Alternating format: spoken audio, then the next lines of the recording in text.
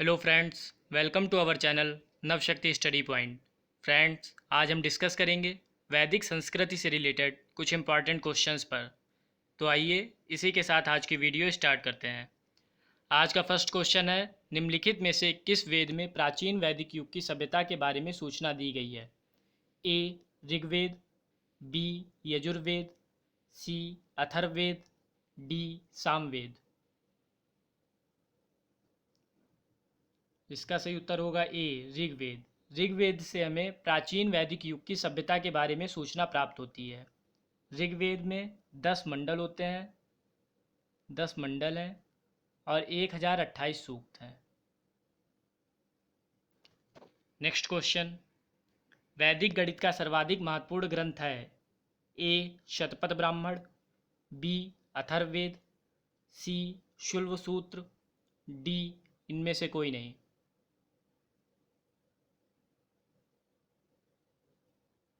इसका सही उत्तर होगा सी शुल्ब सूत्र। वैदिक गणित का सर्वाधिक महत्वपूर्ण ग्रंथ शुल्ब सूत्र है। शुल्ब सूत्र से हमें यज्ञ स्थल, अग्निवेदी का निर्माण तथा माप से संबंधित नियम के बारे में पता चलता है। नेक्स्ट क्वेश्चन, वैदिक लोगों के द्वारा किस धातु का प्रयोग सबसे पहले किया गया था?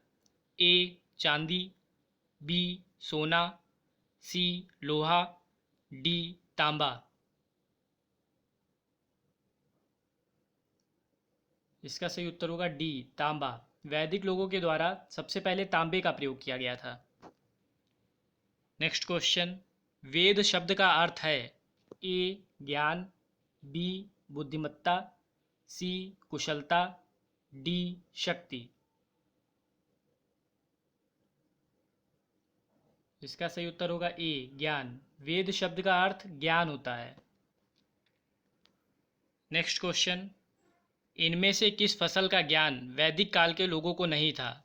ए जौ, बी गेहूँ, सी चावल, डी तंबाकू। इसका सही उत्तर होगा डी तंबाकू। वैदिक काल के लोगों को तंबाकू की फसल का ज्ञान नहीं था। तंबाकू भारत में पुर्तगालियों के द्वारा लाया गया था। नेक्स्ट क्वेश्चन, आरंभिक वैदिक काल में वर्ण व्यवस्था आधारित थी?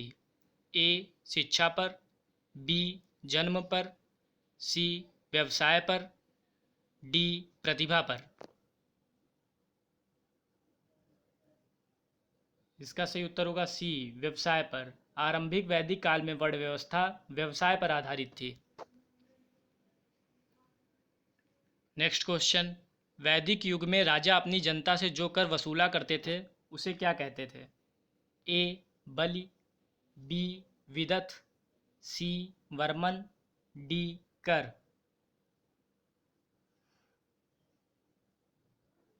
तो इसका सही उत्तर होगा ए बलि। वैदिक युग में राजा अपनी जनता से जो कर वसूला करते थे उसे बलि कहते थे। नेक्स्ट क्वेश्चन, गायत्री मंत्र कहाँ से लिया गया है? ए यजुर्वेद, बी अथर्ववेद, सी ऋग्वेद, डी सामवेद। इसका सही उत्तर होगा सी ऋग्वेद। गायत्री मंत्र ऋग्वेद के तृतीय मंडल से लिया गया है, तृतीय मंडल से। नेक्स्ट क्वेश्चन, भारतीय प्रतीक पर उत्कीर्ण सत्यमेव जयते लिया गया है? ए ऋग्वेद से, बी मत्स्य पुराण से, सी भगवत गीता से, डी मुंडकोपनिषद से।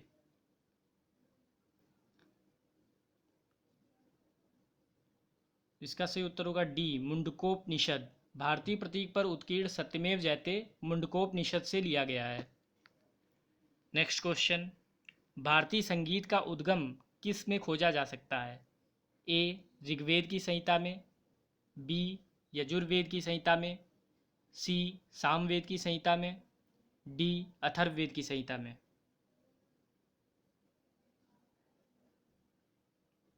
इसका सही उत्तर होगा सी सामवेद की संहिता में।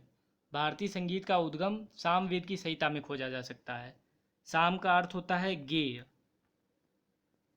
अर्थात जिसे गाया जा सके। नेक्स्ट क्वेश्चन, आर्य शब्द का शाब्दिक अर्थ होता है? ए वीर या योद्धा, बी श्रेष्ठ या कुलीन, सी पुरोहित, डी विद्वान। इसका सही उत्तर होगा बी श्रेष्ठ या कुलीन। आर्य शब्द का शाब्दिक अर्थ श्रेष्ठ या कुलीन होता है। नेक्स्ट क्वेश्चन, ऋग्वैदिक आर्यों का मुख्य व्यवसाय क्या था? ए कृषि, बी पशुपालन, सी शिक्षा, डी व्यवसाय।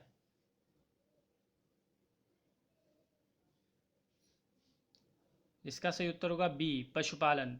ऋग्वैदिक आर्यों का मुख्य व्यवसाय पशुपालन था।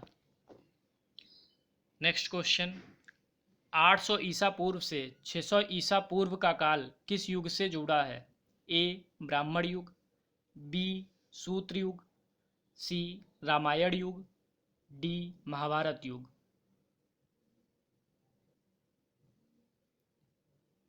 इसका सही उत्तर होगा ए ब्राह्मण युग। 800 ईसा पूर्व से 600 ईसा पूर्व के बीच का काल ब्राह्मण युग काल कहा जाता है।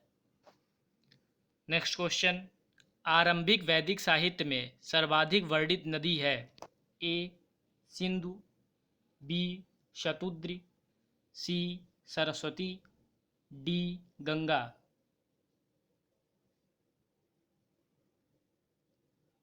इसका सही उत्तर होगा ए सिंधु।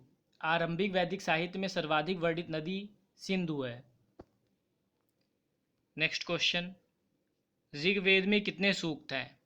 ए 1017, बी 1020, सी 1028, डी 1128। इसका सही उत्तर होगा सी 1028। ऋग्वेद में 1028 सूक्त हैं।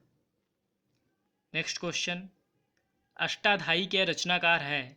ए गौतम, बी कपिल, सी पतंजलि, डी पाणिनि।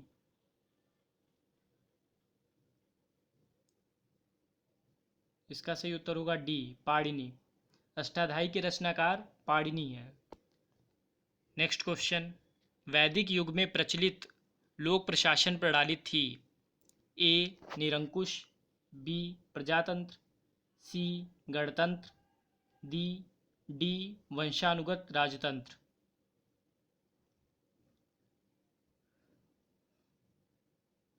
इसका सही उत्तर होगा सी गणतंत्र। वैदिक युग में प्रचलित लोक प्रशासन प्रणाली थी गणतंत्र।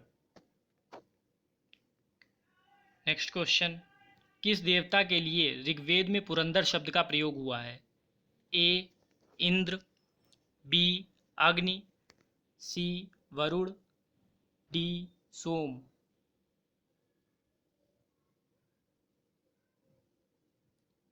इसका सही उत्तर होगा ए इंद्र। ऋग्वेद में पुरंदर शब्द का प्रयोग इंद्र देवता के लिए किया गया है।